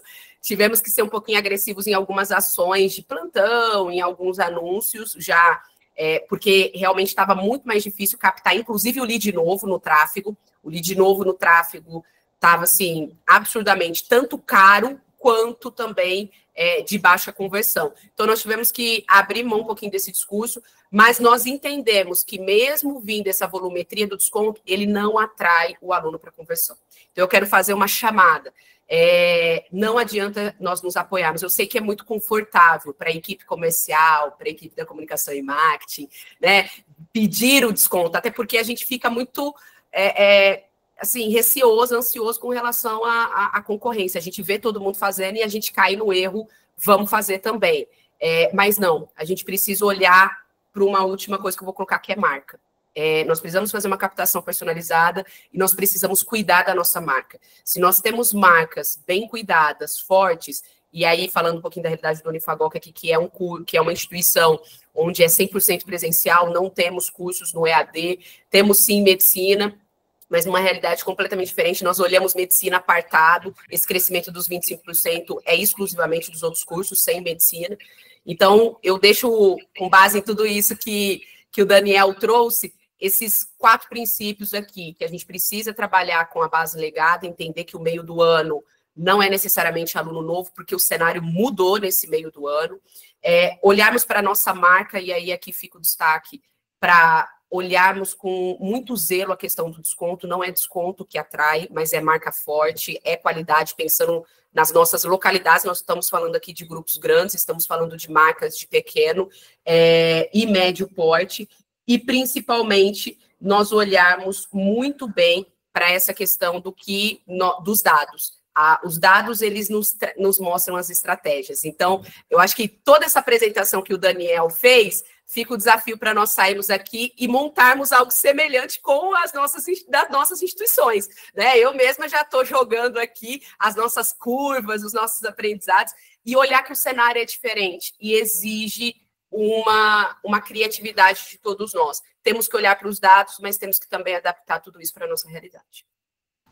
Ô, Bárbara, já de bate-pronto, deixa eu te fazer uma pergunta. Tem uma coisa que o Daniel, várias coisas, né, chamaram muita atenção, mas tem uma que chamou atenção, que foi a questão ele mostrou, né, onde foi o aumento principal de funil, né, olhando de 24.2 para 25.2, foi nos aprovados, né, e aí os aprovados... Sim, tem uma série de medidas que podem e precisam ser tomadas para trazer, né, esse desempenho.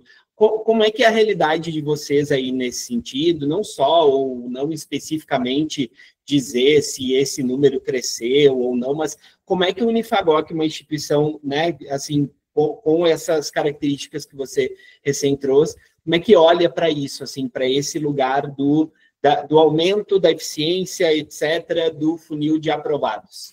Aqui aconteceu essa realidade também que o Daniel mostrou. Nós tivemos um aumento da nossa base de aprovados, até porque era desesperador a parte do inscrito, a performance, tanto que o aprovado performava muito bem, e nós sabemos que, se não entra inscrito novo, é uma estatística, dificilmente na nossa realidade aqui, né? Até parabenizo, né, o Daniel pelo trabalho brilhante, que mesmo com uma base pior de inscritos, conseguiu entregar um crescimento em matrícula. Então, isso mostra que é possível, eu acho que eu saio daqui com esse grande insight, que é possível, com uma base menor no topo de funil, um declínio no base de inscritos, você entregar um crescimento no número de matriculados. E isso passa a partir da conversão na base de aprovados, né? Nós vivenciamos muito isso. Se nós conseguimos empatar o jogo, foi porque a nossa taxa de conversão no aprovado foi muito alta.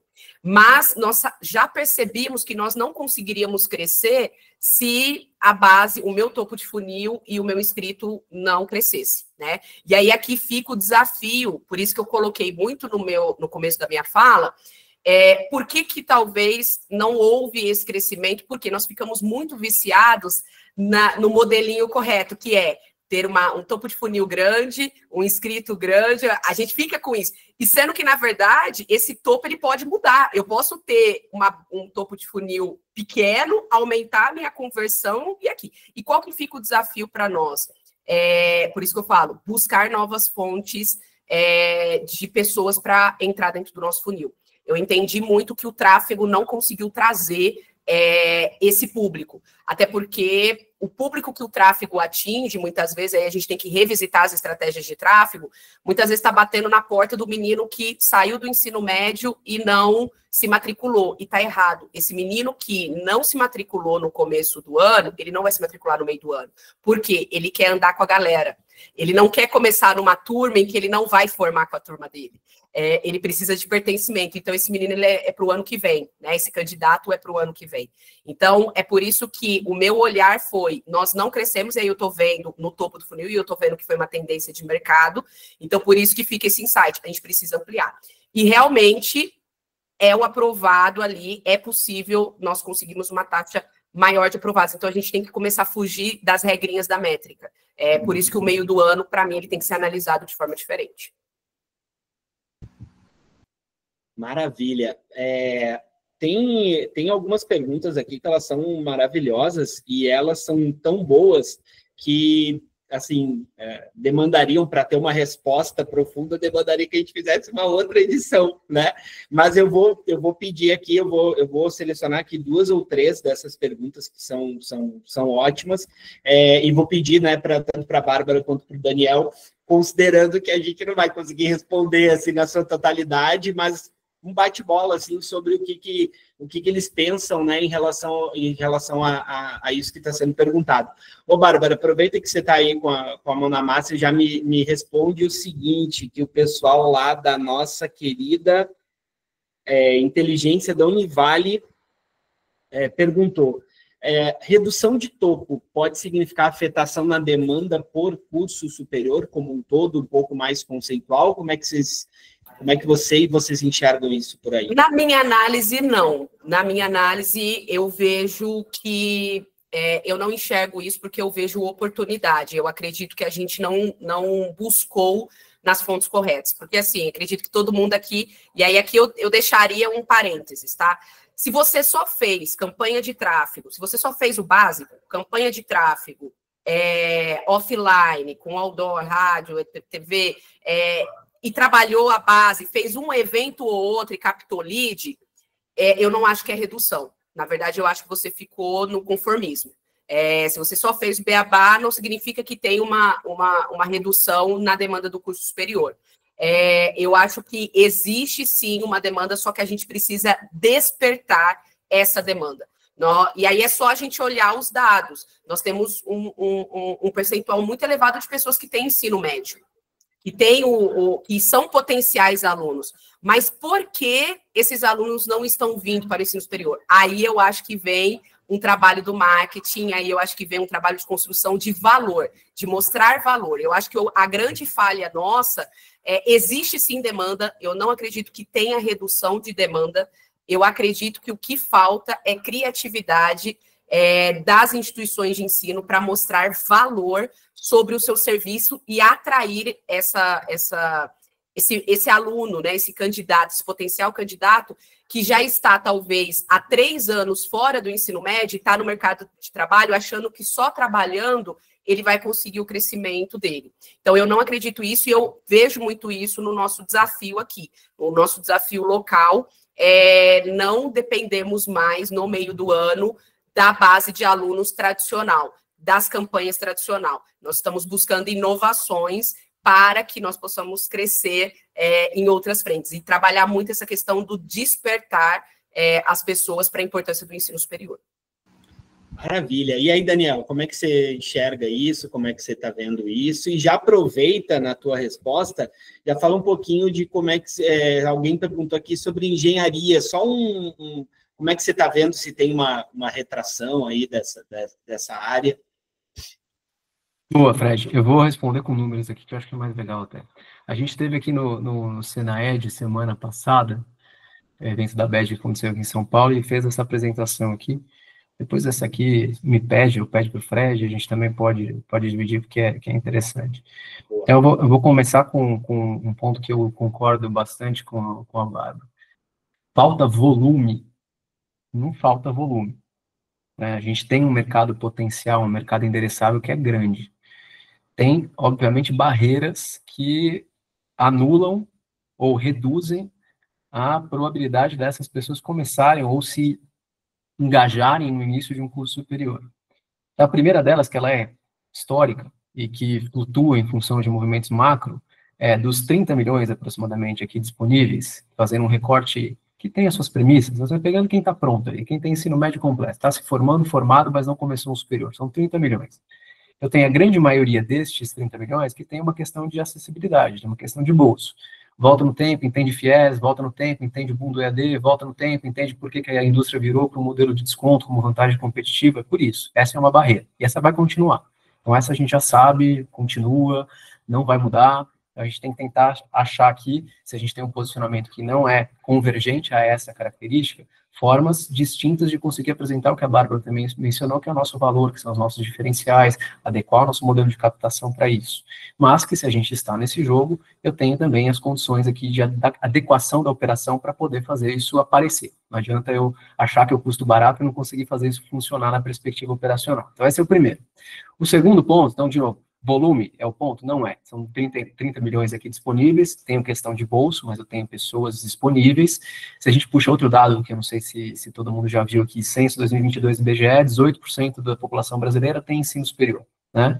Então, eu tenho, obviamente, um percentual grande que ou está em formação, ou que nem vai se formar, que tem um gap grande que a gente não vai resolver aqui, né? Mas que, novamente, tem volume.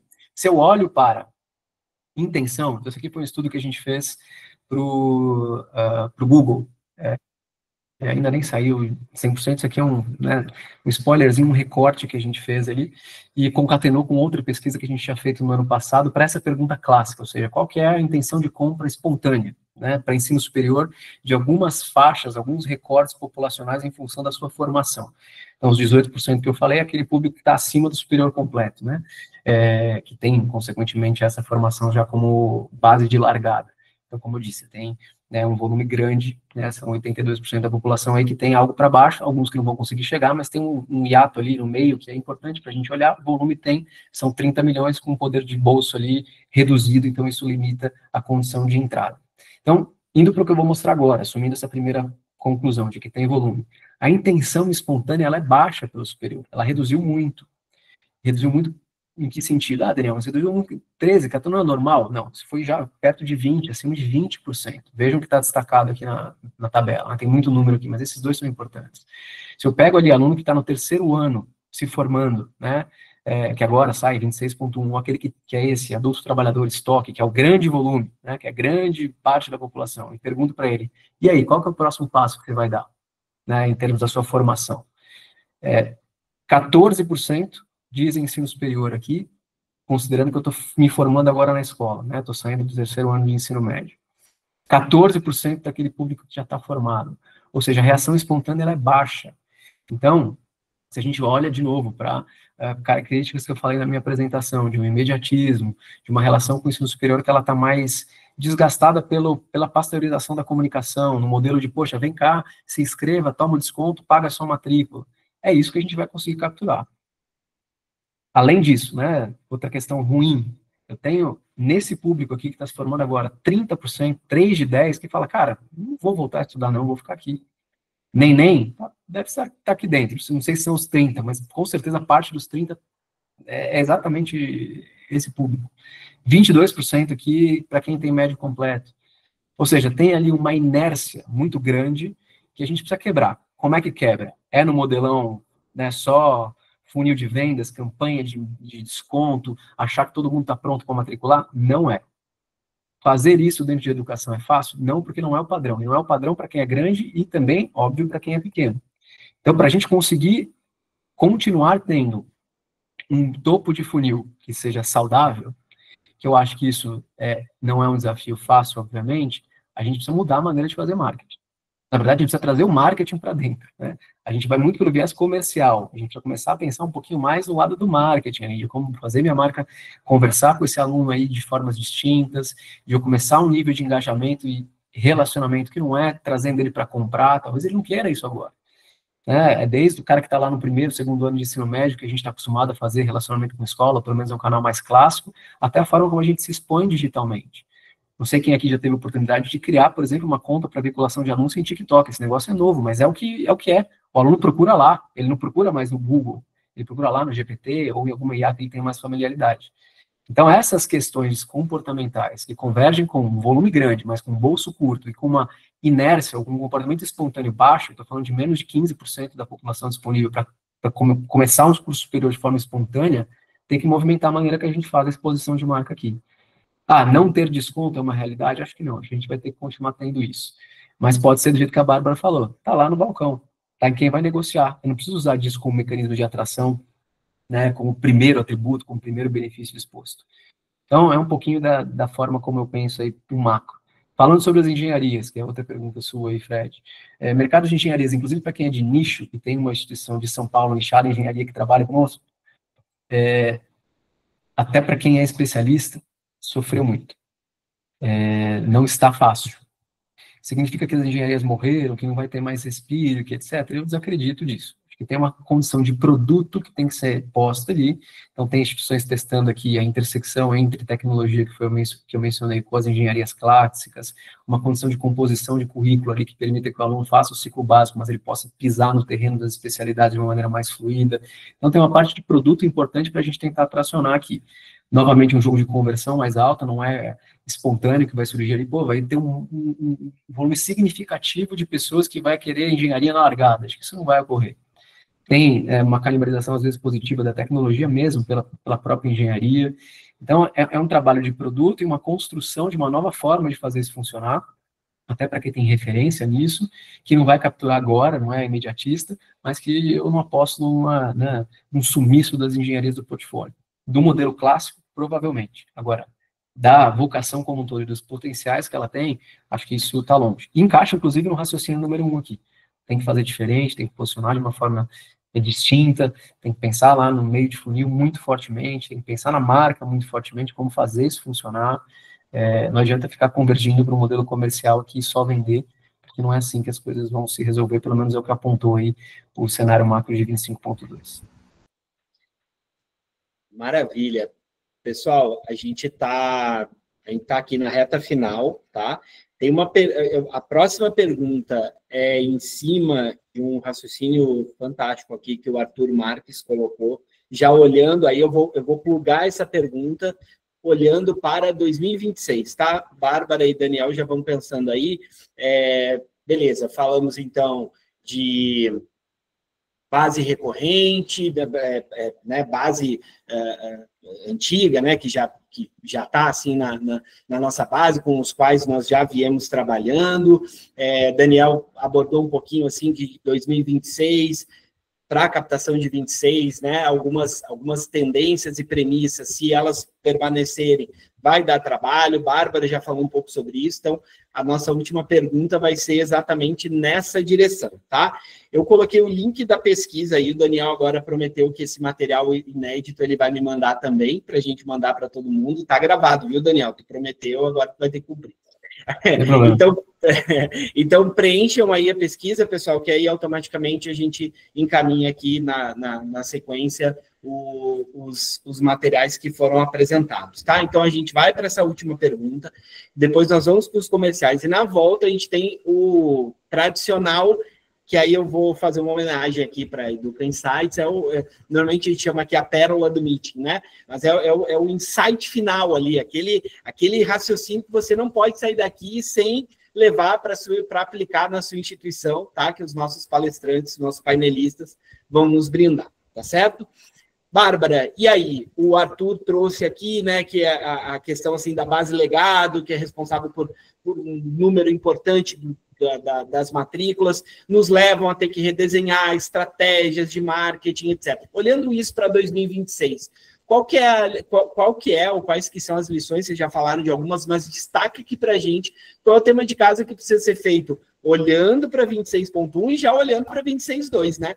Então, porque o jogo começa já desde agora, se é que já não começou. Eu acho que o primeiro é o levantamento da base que você já tem recente. Então, assim, o histórico, ele mostra que, basicamente, a tomada de decisão e olhar para a realidade da sua IES, tá? Então, convido todo mundo aqui a talvez puxar lá os seus matriculados de 2025.1, por exemplo, os seus de 2026. Quanto tempo, quando foi a data do primeiro registro dele, quando ele entrou a primeira vez dentro do seu funil. Aqui nós temos um dado recente que isso gira de 2 a 1 ano. Então, basicamente, um lead, ele gera 2 a 1 ano para conversão, tá? Óbvio que tem períodos que isso muda, mas para a captação do meio do ano, especificamente isso. Nós já temos a nossa base já startada para 2026-1, olhando isso, a minha base de não convertidos do primeiro semestre de 25.1, que com certeza a chance de conversão é muito alta, assim como também a gente já teve um grande volume agora de pessoas que entraram em 2025.2, mas já olhando para 26.1, não, eu só estou fazendo a prova, eu só estou fazendo o cadastro, tá? Com certeza não dá mais para a gente apostar no mesmo, é preciso inovação, e aí por isso você tem que estar analisando as suas métricas diariamente, semanalmente e remanejando verba. Então, você precisa apostar em algumas ações, aí, Arthur, sendo mais direta aqui, a gente precisa apostar em algumas ações, mensurar o resultado e apostar em outras. Então, a gente precisa ter um planejamento longo, contínuo ali, de já começar agora traçando as suas estratégias até março de 2026, mas metrificando isso semana a semana, após ação. Segurando, porque o ano passado, por exemplo, nós tivemos algumas performances que eu não sei se vai se repetir, por exemplo. De 2024, 23 para 24, por exemplo, nós achamos que nós precisaríamos gastar muito na mídia off, porque toda a concorrência estava gastando muito e investindo muito em mídia off.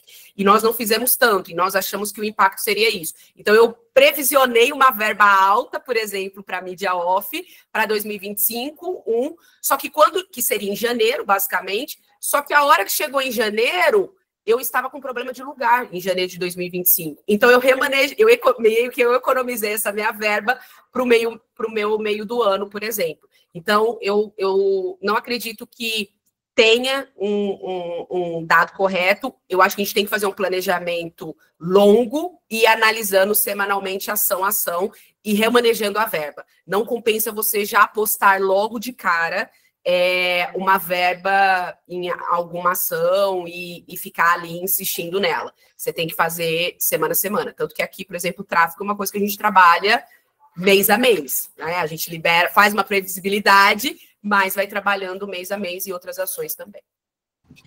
Maravilha. Ô, Daniel, antes da tua resposta, eu vou ser mais esperto aqui, eu vou usar, porque, na verdade, está todo mundo querendo saber o que fazer em 2026, né?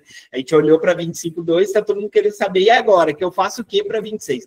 Eu vou usar a força da pergunta e o poder da tua audiência para fazer os comerciais aqui. Na volta, o Daniel vai trazer o que a gente faz em 2026, e aí a gente vai para a saudação final dos nossos painelistas para encerrar o nosso encontro, tá bom? Deixa eu agradecer, então, a todo mundo que está aqui presente, reforço, né, que respondam aí a nossa pesquisa, agradecer aos nossos painelistas e agradecer em especial aos nossos patrocinadores, Actifly Martech, Princípio Educação, Carta Consulta, Strix, Educação, Avaliação e Projetos, Qualinfo, Tecnologia para Educação, Revista Ensino Superior e Unibolsas Brasil. Caso a sua pergunta não tenha sido respondida ou você quiser entrar em contato com o Meeting, propor algum tema, conversar conosco, ser nosso parceiro em algum produto, o nosso e-mail é o contato@meetingeducacional.com.br e as nossas redes sociais são @meetingeducacional no YouTube e Instagram e Meeting Educacional no Facebook e LinkedIn. Também temos o nosso Meetingcast no Spotify, Pocket Casts, Amazon Music e Google Podcasts. Nos sigam por lá para conhecer as histórias de grandes profissionais de educação que já contaram as suas trajetórias. Falando em contato, queria de novo, então, convidar todos os participantes a responder a nossa avaliação. Será enviada por e-mail a todos os inscritos, a gente colocou aqui no chat. Ela é muito importante para a gente seguir melhorando o nosso evento, saber o que vocês estão pensando sobre o que nós estamos trazendo, e é através do preenchimento dela que nós vamos ter a métrica para o envio dos materiais apresentados nessa edição.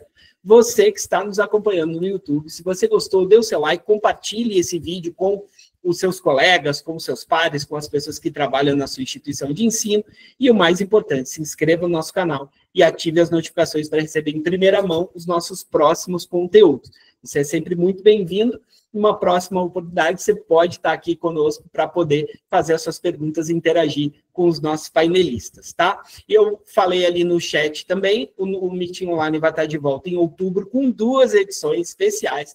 A gente vai falar de ensino básico e a gente vai falar de pós-graduação lato sensu.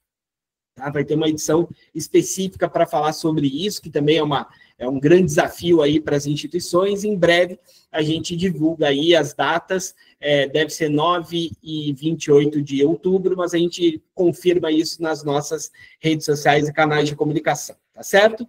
Bom, feitos os nossos comerciais, utilizei aqui o Daniel para segurar a audiência. Daniel, e aí, 2026, o que a gente faz com isso? Olhando para a base recorrente, olhando para a base legada, né? Todos as informações que você trouxe aí para nós. Bom, é uma resposta complexa, como a gente... Que daria um outro episódio, né? Eu Exato. Sei, mas assim, mas vamos lá. Isso. Deixa eu tentar dar aqui, pelo menos, algumas sugestões, tá? Acho que tem 2 habilidades importantes, ou pelo menos recursos, né? Habilidades / recursos importantes para a gente poder fazer captação fluir do jeito que eu tentei descrever aqui. A primeira delas é avaliar internamente a nossa habilidade de gestão com base em métricas, números, porque sem isso a gente acaba caminhando às cegas. E pode parecer o mais do mesmo, pode parecer coisas que a gente escuta há muito tempo, mas isso é o mais puro segredo do sucesso em captação.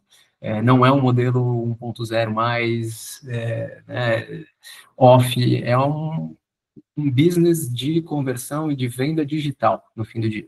Então, se a gente não está preparado para ter esta leitura quantitativa de uma série de indicadores que vão mudar a rota, né, das decisões ao longo do ciclo, com certeza vai ser mais difícil a gente atingir os objetivos. Então, esse é o primeiro ponto, né, a habilidade da gente conseguir trabalhar em função de métricas que vão sair de canais digitais ou de ferramentas em canais digitais, para que a gente norteie aí tudo aquilo que serão ações ao longo do ciclo. E a segunda é meio que o ferramental para isso, ou seja, será que a gente tem aqui, desde sistemas de CRM até outras componentes no meu arsenal, né, de aplicações que operam marketing e vendas de uma forma eficiente e plena para que a leitura desse negócio seja simples? Porque não adianta a gente querer ter aqui um mar de indicadores sem que a gente, de certa forma, consiga tirar conclusão inteligente em cima disso. Então, além do que a Bárbara falou, que eu acho fundamental, a gente dar um passo atrás e fazer uma análise histórica, que a gente tem um nome até feio aqui dentro da Educa, que vem, né, da minha passagem para o grande grupo, gostava de dar um nome bonito para as coisas, que é o pós-mortem da captação, mas no fim do dia é ler, né, historicamente o resultado de ciclos anteriores, e principalmente do ciclo que acabou, para saber onde é que a gente enxerga, né, possibilidades de melhoria. A partir daí, consequentemente, o resto é mais dilema de execução durante o processo, né? Estou assumindo que todo mundo tem um planejamento, já tem uma visão do que quer em 2026.1, porque isso já é mais do que passou do momento, né? A gente deve ter isso já feito há algum tempinho. Então, mais no dia a dia, para mim, essas são duas habilidades aí, características que a gente deveria ter, e ferramentas que, consequentemente, gerem esse resultado aí ao longo do processo. E até, deixando, eu esqueci de fazer isso ao longo da apresentação, mas é legal que vocês saibam, tá? Tem, provavelmente, alguns clientes já da ferramenta, já usam isso, mas eu faço questão de colocar aqui, e zero querendo, momento vendedor, Daniel, não é isso não, é só para deixar isso para vocês, caso tenham interesse. Os slides que eu mostrei, que são estáticos, que são um recorte, eles saem, como eu falei, de uma visão consolidada das instituições com as quais nós trabalhamos. Isso está posto no BI. Então, diariamente, isso é atualizado. É o Metrics, quem assina sabe, quem não assina depois pode me perguntar, eu falo mais sobre, tem outras informações aqui, tem menus de outras questões, mas para captação, eu tenho essa, né, forma de mostrar como isso vai evoluindo ao longo de cada dia. Então, se vocês verem, por exemplo, os números aqui, eles já são diferentes da apresentação. O crescimento caiu um pouquinho, porque tem instituição que acabou estendendo aqui agosto, setembro, e na prática não conseguiu capturar o que capturou no passado. O dilema de topo continua. Então, tem algumas flutuações aqui importantes em relação à apresentação. Por quê? Porque isso aqui muda a toda hora. Então, até corroborando com a minha fala aqui, esse analítico, métrico, tem que ter um balizador. Aqui pode ser um caminho. Tá? E eu estou, claro, eu, Edu, estou sempre à disposição para qualquer debate que vocês tenham posteriormente aqui no momento de hoje.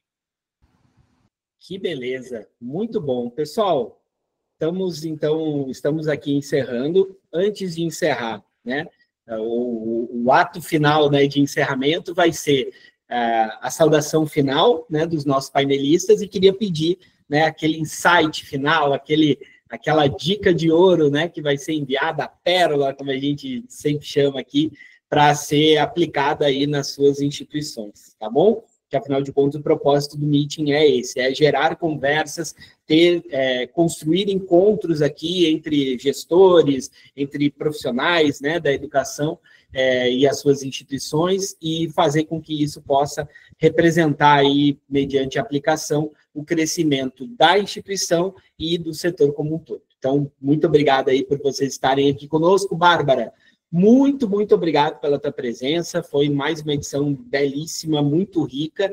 Queria, então, a tua saudação final e o insight final aí para a gente se despedir.